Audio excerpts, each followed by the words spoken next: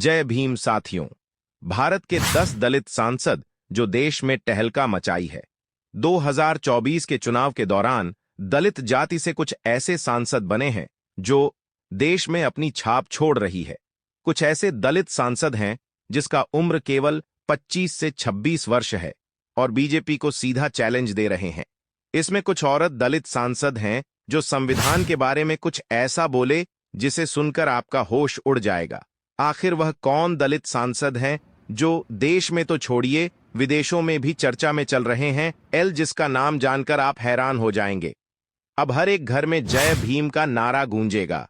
आपको 5 दलित सांसद को जानना से पहले अभी तक मेरे इस भीम आर्मी वाला चैनल को सब्सक्राइब नहीं किया है तो आप लोगों से विनती करता हूं कि मेरे इस भीम आर्मी वाला चैनल को सब्सक्राइब कर लीजिए और ज्यादा से ज्यादा सपोर्ट कीजिए। चलिए वीडियो शुरू करते हैं। पहला नंबर पर है चंद्रशेखर आजाद। चंद्रशेखर आजाद भी दलित जाति से आते हैं। चंद्रशेखर आजाद कुछ साल पहले भीम आर्मी बनाकर चर्चा में आए चंद्रशेखर आजाद अब सांसद बन चुके हैं।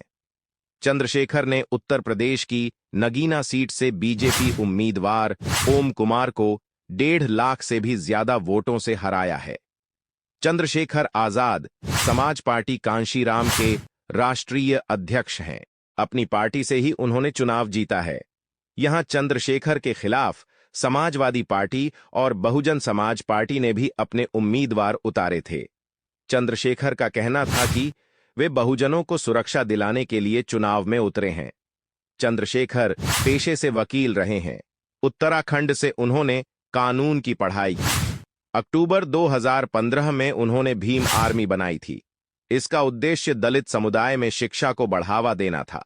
सितंबर 2016 में सहारनपुर के एक कॉलेज में दलित छात्रों की पिटाई के खिलाफ विरोध प्रदर्शन के दौरान चंद्रशेखर और उनका संगठन सुर्खियों में आया था। इसके बाद चंद्रशेखर दलितों के बीच लगातार लोकप्रिय होते चले गए। 15 मार्च 2020 को कांशीराम के जन्मदिन पर उन्होंने अपनी पार्टी बनाने का ऐलान किया था। 2022 के विधानसभा चुनाव में चंद्रशेखर ने गोरखपुर शहरी सीट से योगी आदित्यनाथ के खिलाफ चुनाव भी लड़ा था, लेकिन हार गए थे। इस बार चुनाव जीत गए हैं। दूसरा नंबर पर बात करते हैं संजना जाटव। संजना जाटव भी दलित जाति से आती है। संजना जाटव राजस्थान के भरतपुर से सांसद बनी। संजना जाटव सिर्फ 26 साल की है। राजस्थान में सबसे कम उम्र की उम्मीदवार थी। संजना ने बीजेपी उम्मीदवार रामस्वरूप कोली को 51,983 वोटों से हराया है। जीत के बाद कांग्रेस कार्यकर्ताओं के साथ गाने पर डांस करता हुआ उनका एक वीडियो खूब वायरल हो रहा है। पिछले कुछ समय में संजना पार्टी के भीतर एक चर्चित चेहरा बनकर उभरी है। पिछले साल कांग्रेस की टिकट पर संजना ने अलवर जिले की कठूमर सीट से विधानसभा चुनाव भी लड़ा था, लेकिन 409 वोट से हार गई थी। कठूमर से 4 बार के विधायक रहे बाबूलाल बेरवा का टिकट काटकर संजना को उतारा गया था। मीडिया रिपोर्ट्स के मुताबिक संजना कांग्रेस महासचिव प्रियंका गांधी की खास मानी जाती है। उनके लड़की हूं, लड़ सकती हूं अभियान से जुड़ी रही। विधायकी से पहले अलवर जिला परिषद का चुनाव भी लड़ा था, जहां वो वार्ड 29 से चुनी गई थी। उन्होंने साल 2019 में महाराजा सूरजमल ब्रिज यूनिवर्सिटी से ग्रेजुएशन किया था। उनके पति कप्तान सिंह राजस्थान में पुलिस कांस्टेबल है। तीसरा नंबर पर है शांभवी चौधरी। शांभवी चौधरी भी दलित जाति से आते हैं। शांभवी चौधरी इस बार चुने गए सबसे युवा सांसदों में एक है। उनकी उम्र महज 25 साल है। बिहार की समस्तीपुर लोकसभा सीट अनुसूचित जाति के लिए आरक्षित है। शांभवी पासी जाति से ताल्लुक रखती है। उनके पिता अशोक चौधरी बिहार सरकार में मंत्री है और मुख्यमंत्री नीतीश कुमार के करीबी माने जाते हैं। शांभवी ने बिहार सरकार के ही सूचना जनसंपर्क मंत्री महेश्वर हजारी के बेटे सनी हजारी को चुनाव में हराया। उनको 1,87,000 वोटों से जीत मिली है। सनी हजारी कांग्रेस से जुड़े हैं। पटना के नोटरेडम एक आर्मी से स्कूली पढ़ाई के बाद शांभवी ने दिल्ली विश्वविद्यालय के लेडी श्री राम कॉलेज से ग्रेजुएशन किया। फिर दिल्ली स्कूल ऑफ इकोनॉमिक्स से मास्टर डिग्री हासिल की। उनकी शादी बिहार के चर्चित आईपीएस किशोर कुणाल के बेटे साइन कुणाल से हुई है। साइन कुणाल भूमिहार जाति से ताल्लुक रखते हैं। चर्चा चली थी कि साइन खुद चुनाव लड़ना चाहते थे, लेकिन परिस्थितियां ऐसी बनी कि शांभवी को चुनाव मैदान में उतरना पड़ा। चौथा नंबर पर है अवधेश प्रसाद। अवधेश प्रसाद भी दलित जाति से आते हैं। अवधेश प्रसाद उत्तर प्रदेश की फैजाबाद लोकसभा सीट से समाजवादी पार्टी के अवधेश प्रसाद 54,567 वोटों से जीते। उन्होंने इस सीट से 2 बार के बीजेपी सांसद लल्लू सिंह को हराया है। उनकी चर्चा इसलिए भी हो रही है कि यहां राम मंदिर निर्माण के बाद बीजेपी की जीत आसान मानी जा रही थी। अवधेश प्रसाद सपा के संस्थापक सदस्यों में एक है। 9 बार विधायक रह चुके हैं। पिछले विधानसभा चुनाव में वे मिल्कीपुर से विधायक चुने गए थे। 78 साल के अवधेश प्रसाद अयोध्या में सपा का चर्चित दलित चेहरा है।